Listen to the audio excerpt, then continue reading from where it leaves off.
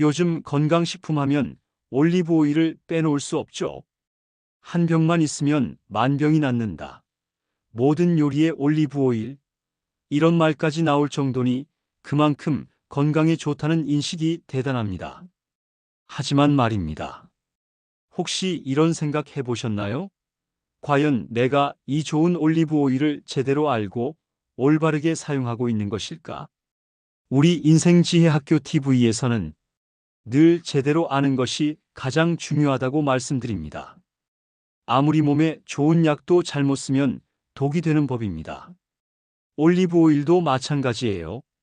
만약 올바른 방법으로 보관하지 않거나 잘못된 조리법으로 사용하게 되면 이 좋은 기름이 오히려 독소를 만들고 우리 시니어분들의 귀한 건강에 해를 끼칠 수 있다는 사실. 우리 몸은 시간이 지날수록 더욱 소중히 다루어야 합니다. 그렇기에 여러분의 건강한 삶을 늘 응원하는 인생지혜 코치 김 교수가 시니어분들을 위해 작은 지혜를 풍성히 준비했습니다. 병원도 약도 필요 없는 우리 생활 속 건강 지혜로 올리브 오일 사용의 핵심 지혜 7가지를 지금부터 차근차근 하나씩 아주 자세히 알려드릴 거예요. 자, 그럼 첫 번째 지혜부터 함께 찾아 떠나볼까요? 시니어를 위한 올리브 오일 사용법 7가지. 첫 번째 지혜는 산패 확인법입니다. 냄새 맡기 전에는 절대 오래 보관하지 마세요. 사랑하는 시니어 여러분, 올리브 오일을 사용할 때 가장 먼저 점검해야 할 핵심 중에 핵심, 바로 산패 여부입니다. 혹시 대개 1년, 2년, 심지어 15년 넘은 올리브 오일 병이 있진 않으신가요? 오래될수록 좋은 거 아니야? 하시며 묵혀두고 계신다면 잠시 멈춰주세요. 겉보기엔 멀쩡해도 이 오래된 기름은 이미 우리 몸에 해로운 독으로 변해 있을 가능성이 매우 큽니다. 기름이 산패된다는 건 마치 쇠붙이가 녹슬듯이 공기와 만나 변질된다는 뜻이에요. 가장 확실한 산패 신호등은 바로 냄새입니다. 신선한 올리브 오일은 올리브의 싱그러운 향이나 신선한 풀냄새 같은 것이 나야 합니다. 하지만 만약 뚜껑을 열었을 때 마치 크레파스 냄새나 락스 냄새 또는 시큼하고 곰팡이 핀 듯한 눅눅한 냄새가 난다면 에구구, 이미 산패가 상당히 진행된 것이니 아깝다고 생각하지 마시고 아낌없이 버려주셔야 합니다. 절대 드시면 안 돼요. 산패된 기름은 우리 몸에 해로운 활성산소를 만들고 노화를 촉진하며 여러 질병의 원인이 될 수 있습니다. 우리 시니어분들에게는 특히 더 조심해야 할 부분이지요. 냄새가 조금이라도 이상하다면 과감히 이별하세요. 우리의 건강보다 중요한 건 없습니다. 두 번째 지혜는 좋은 보관법에 관한 이야기입니다. 빛, 열, 공기, 자연 영향, 삼총사로부터 지켜라. 자, 이제 두 번째 지혜로 넘어가 볼까요? 첫 번째 지혜인 산패를 막는 가장 기본 중에 기본, 바로 좋은 보관법에 대한 이야기입니다. 올리브 오일은 우리 햇살처럼 빛나지만 빛을 싫어하고 뜨거운 열도 싫어하며 공기에 노출되는 것도 아주 싫어하는 정말 섬세한 오일입니다. 빛, 열, 공기 이 삼총사로부터 잘 지켜줘야 해요. 이들이 바로 올리브 오일을 상하게 하는 주범들이니까요. 우선 보관 장소는 어둡고 서늘한 곳입니다. 햇볕이 직접 드는 창가나 밝은 주방 공간은 피해주세요. 마치 우리 보물을 금고에 잘 보관하듯이 싱크대 아래나 온도가 크게 변하지 않는 곳이 좋습니다. 그리고 두 번째, 뜨거운 가스레인지 옆은 절대 금지입니다. 요리할 때 편하니까 하고 가스레인지 바로 옆에 두시는 분들이 많으신데요. 뜨거운 열기 때문에 오일이 금방 상하게 됩니다. 우리 김치 냉장고처럼 온도의 변화가 적은 곳에 보관해 주세요. 세 번째, 뚜껑은 사용하실 때만 잠깐 여시고 사용 직후에는 꽉 소리나게 닫아주세요. 공기가 들어가는 것을 최대한 막아서 올리브 오일이 숨 쉬는 것을 줄여줘야 오랫동안 신선하게 보관할 수 있습니다. 올바른 보관만으로도 산패를 늦추고 올리브 오일의 귀한 영양소를 오랫동안 지킬 수 있답니다. 정말 간단하지만 건강을 위한 중요한 습관입니다. 세 번째 지혜는 요리 시 사용 온도는 35도에서 40도 이하로입니다. 세 번째 지혜입니다. 이번 이야기는 많은 분들이 가장 헷갈려 하시고 또 가장 중요한 올리브 오일 사용 온도에 대한 내용입니다. 많은 분들이 올리브 오일을 맞는 기름처럼 생각하시며 튀김, 볶음, 부침개까지 모든 요리에 쓰시는데요. 특히 엑스트라 버진 올리브 오일은 고온 요리에 절대 적합하지 않습니다. 이 점을 꼭 기억해 주세요. 올리브 오일은 온도가 180도 이상으로 올라가면 연기가 나기 시작하는데 이를 발연점이라고 합니다. 이 발연점을 넘어서 가열하면 올리브 오일 속 몸에 좋았던 성분들은 파괴되고 오히려 우리 몸에 해로운 독소를 만들어낼 수 있습니다. 우리 시니어분들께는 특히 더 안 좋겠지요. 그렇다면 어떻게 사용해야 할까요? 올리브 오일은 마지막 한 방울 혹은 가열하지 않는 요리에 사용하시는 것이 가장 좋습니다. 샐러드에 드레싱으로 뿌리거나 막 조리된 따뜻한 음식 위에 살짝 둘러서 향을 더하는 용도로 활용하시면 좋습니다. 따뜻한 빵을 찍어 드시는 것도 아주 좋은 방법이지요. 튀김이나 볶음처럼 고온 조리가 필요한 경우엔 발연점이 높은 아보카도 오일이나 포도씨유 같은 다른 기름을 사용하는 것이 훨씬 현명하답니다.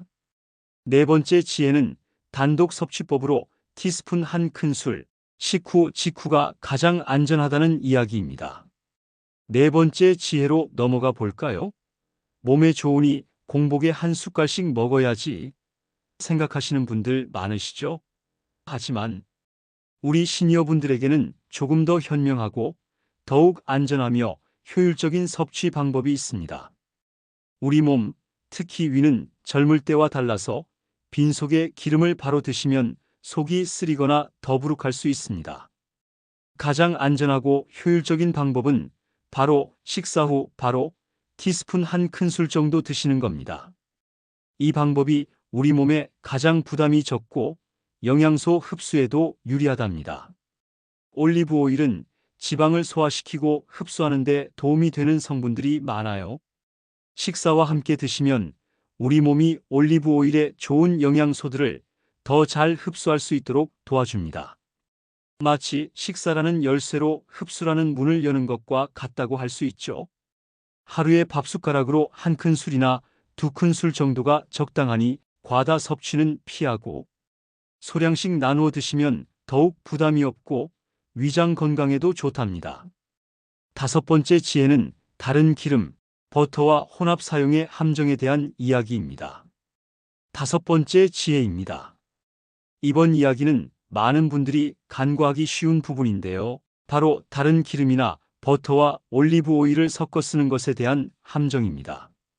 좋은 기름이라고 해서 다른 기름이나 버터와 섞어서 쓰면 더 좋을 것 같다는 생각을 하실 수 있습니다. 하지만 이는 오히려 산패 위험을 훨씬 높이는 지름길입니다. 이 점을 꼭 명심해 주세요. 왜 그럴까요? 기름마다 산패되는 속도나 방식이 다릅니다. 이들을 섞게 되면 서로의 약점이 노출되어 더 빨리 변질되거나 한 기름에서 생긴 나쁜 성분이 다른 기름에 영향을 주기도 합니다.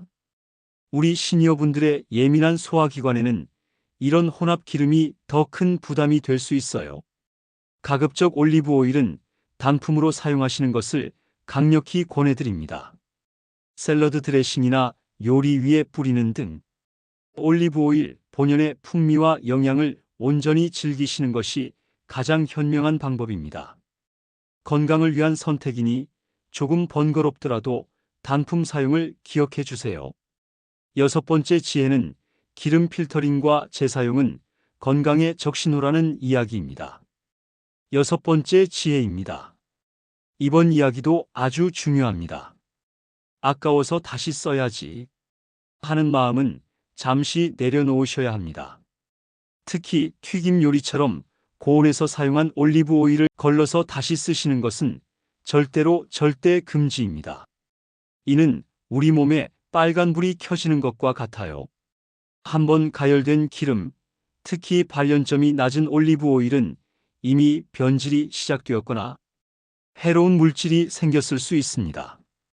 아무리 깨끗하게 걸러낸다고 해도 이미 오일 속 성분들이 파괴된 상태에서 다시 가열하면 우리 몸에 치명적인 독성 물질들이 훨씬 더 많이 만들어집니다.